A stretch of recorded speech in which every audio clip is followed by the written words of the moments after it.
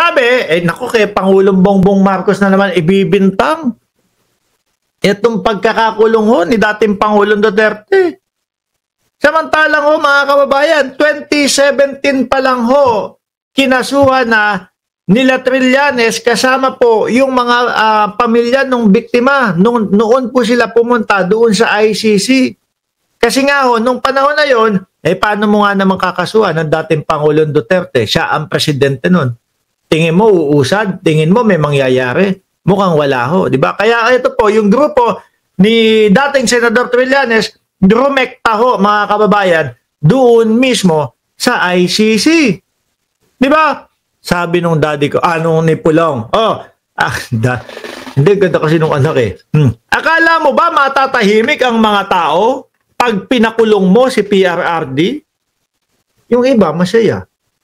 Yung iba, okay naman. Merong konti umiiyak, pero tapos na yung kanilang pag-iyak. Di ba?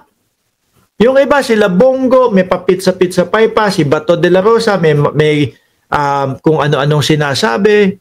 Pero okay lang ulit ang bansa. Tahimik na. Yung iba nga, natanggap na eh.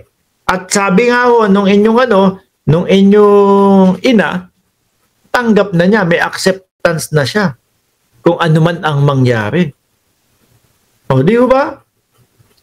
Sabi pa dito, you will go down as the worst, most corrupt, and most hated president of this country. And we, the people, will make sure that you will answer for that. Wait lang ho, share. Isa-isahin natin to.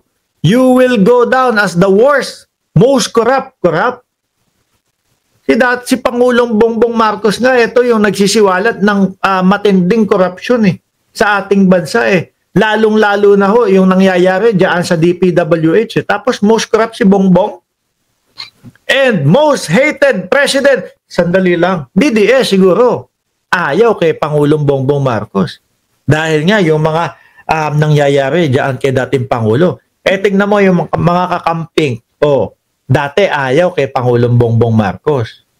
Dati may kalaban. Hindi naman kalaban. Dati lagi silang nagbabardagol.